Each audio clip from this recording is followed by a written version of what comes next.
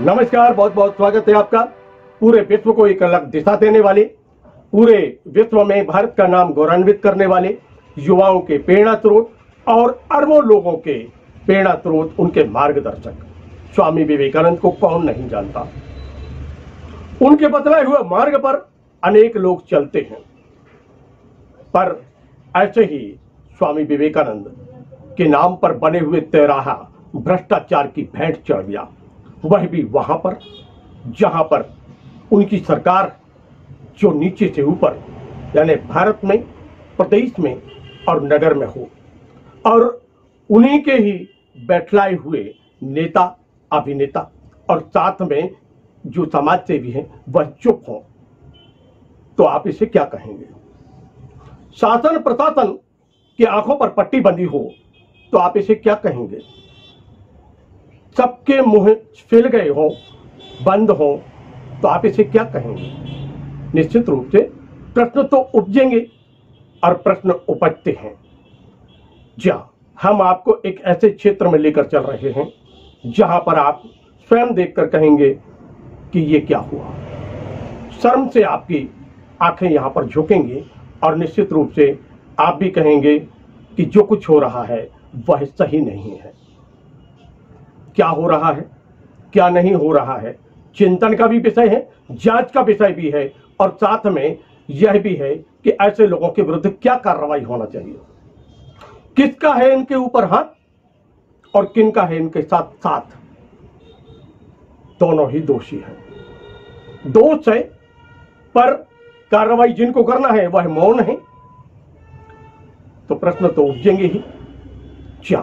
मध्य प्रदेश के दमोह जिला मुख्यालय पर हम लेकर चल रहे हैं आपको स्वामी विवेकानंद तिराहे के नाम से विख्यात उस स्थल पर जहां भ्रष्टाचार कितना हुआ और वहां की कहानी वह स्वयं कह रहा है।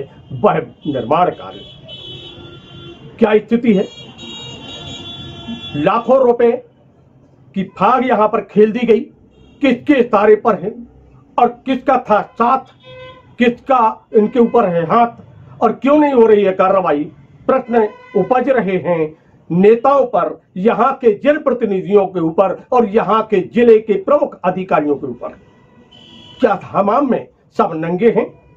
तो प्रश्न जो उपज रहा है उसका उत्तर शायद आपके मन में जो आ रहा होगा इस पूरे परिदृश्य को देखकर तो हाँ में ही होगा। लोग कहते हैं कि सब नंगे हैं, हमाम में सब मिले हुए हैं। भ्रष्टाचार की कहानी कहता यह स्थल। आक्रोशित है विद्यार्थी परिषद के नेता, यहां तक कि वह कहते हैं कि इसमें सब लिप्त हैं। अनेक बार आंदोलन हुए, पत्रकार वार्ताएं की गई और साथ में संकल्प भी लिया, आश्वासन भी हुआ, पर क्या हुआ। आज 1 वर्ष से अधिक समय व्यतीत हो गया है और क्षेत्र में यथास्थिति बनी हुई है। हमने इस संबंध में छात्र नेताओं से चर्चा की, काफी आक्रोशित हैं। सिस्टम के प्रति आक्रोश उनका उपज रहा है और अनेक गंभीर आरोप वह लगाते हुए कहते हैं कि यहाँ पर तो चाहे वो कलेक्टर हो, चाहे सीएमओ हो, नगर पालिका की अध्यक्ष हो, सभी इसमें लिप्त हैं। चूंकि हमाम में सब नंगे हैं, चर्चा करते हैं और सुनते हैं क्या होती है कार्रवाई और क्या नहीं, आने वाला वक्त बतलाएगा, पर सुनते हैं इन्हीं की जुबान। जी, युवाओं के प्रेरणा स्रोत, भारत का नाम पूरी दुनिया में रोशन करने वाले महान संत स्वामी विवेकानंद तिराहे पे हम खड़े हैं। उनकी स्मृति में बना हुआ ये जो यहाँ पर स्मारक बनाया गया था, तो भ्रष्टाचार की एक अलग कहानी कह रहा है, दुर्दशा का शिकार है। आपका मत क्या है। सर्वप्रथम हमारे युवाओं के प्रेरणा स्रोत स्वामी विवेकानंद जी के चरणों में सादर नमन है। दमोह के युवाओं की मांग पर इस चौराहे पर स्वामी विवेकानंद जी की प्रतिमा स्थापना का कार्य प्रारंभ किया गया था और हम सभी को ये आशा थी कि शीघ्र यहाँ पे एक भव्य स्मारक बनेगा। परंतु जब यह स्मारक बन के तैयार हुआ और उसके कुछ समय बाद जब हम सभी लोगों ने कि इसके जो टाइल्स हैं वो अपने आप उखड़ने लगे। यहाँ पे जो सौंदर्यीकरण की बात की गई थी वह इस प्रकार कहीं दिखाई नहीं दे रहा है। पूरा चौराहा भ्रष्टाचार की कहानी अपने आप बयान कर रहा है। इसमें जो भी संलिप्त लोग हैं उन्होंने इस बात का बिल्कुल भी ध्यान नहीं दिया कि यह चौराहा प्रत्येक युवाओं के लिए आदर्श है, प्रेरणा स्रोत है। वह अपनी भ्रष्टाचार की कहानी लिखते गए और इस चौराहे की आज यह दुर्दशा है। तो मेरा सभी वरिष्ठ अधिकारियों से यही आग्रह है कि इस चौराहे का सही तरीके से उचित निर्माण कराया जाए और स्वामी विवेकानंद जी की प्रतिमा शीघ्र ही स्थापित हो। यह हम सभी का प्रयास है। जैसे कि भ्रष्टाचार में लिप्त जो चाहे वो नेता हो या अधिकारी हो, उनके विरुद्ध क्या होना चाहिए आपके अनुसार? भ्रष्टाचार इस देश के लिए सबसे अधिक घातक है।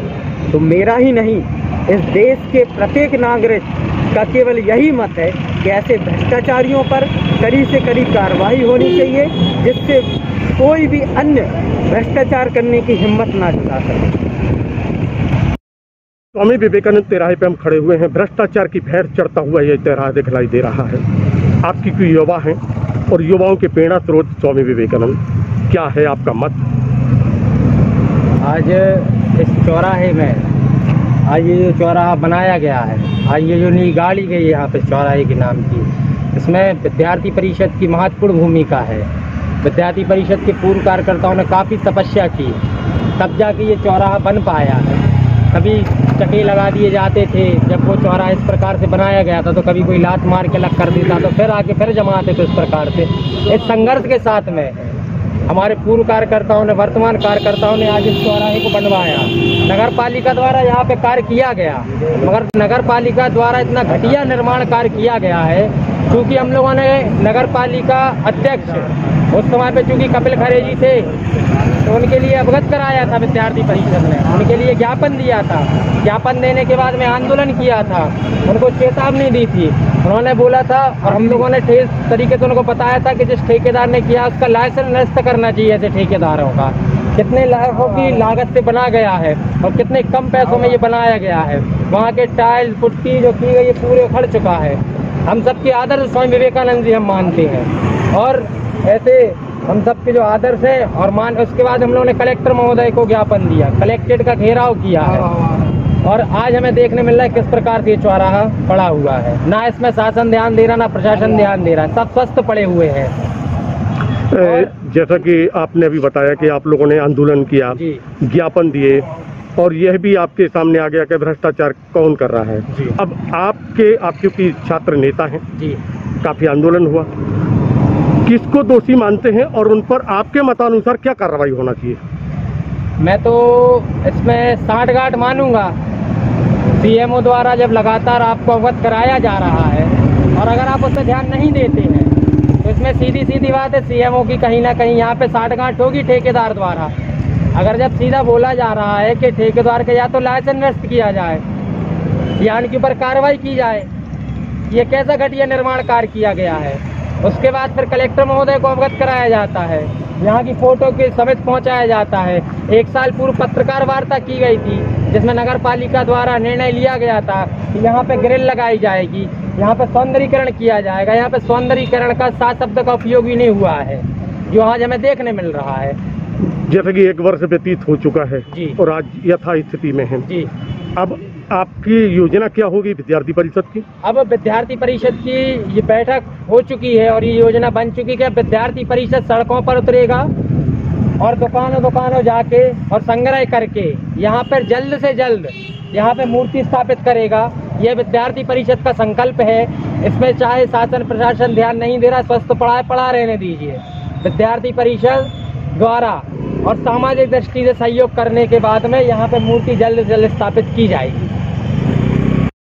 विवेकानंद युवाओं के प्रेरणा स्रोत, काफी संघर्ष की कहानी है। जब ये चौराहा बनाया गया, भ्रष्टाचार की भेंट चढ़ रहा है ये चौराहा। आप चूंकि विद्यार्थी परिषद के एक पदाधिकारी हैं, विद्यार्थी परिषद का आंदोलन था और विद्यार्थी परिषद इसमें जब भ्रष्टाचार को पाता है तो क्या कार्रवाई करने की योजना आगे की बनाता है? अखिल भारतीय विद्यार्थी परिषद कई वर्षों से अच्छे काम कर रहा है, कॉलेज से लेके हर एक जगह पर। और इसीलिए अगर घर पर भ्रष्टाचार हुआ नगर पालिका के द्वारा, जो भी भ्रष्टाचार हुआ, जो भी उनके पदाधिकारी हैं, बड़े हैं, अधिकारी लोग हैं, उनके ऊपर हम लोग चाहेंगे सख्त से सख्त कार्रवाई हो। हम लोग उसके लिए रोड पर उतरेंगे, ज्ञापन देंगे, कलेक्ट्रेट जाएंगे, सीएम के पास, जहाँ तक होगा सब लोग हम लोग करेंगे।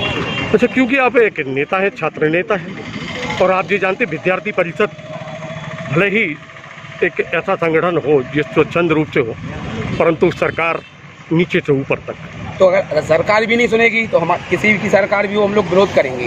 क्योंकि अगर हम लोग का एक संकल्प है कि हम लोग यहाँ पे मूर्ति स्थापना करेंगे, चाहे वो कैसी हो, कुछ भी कारण हो।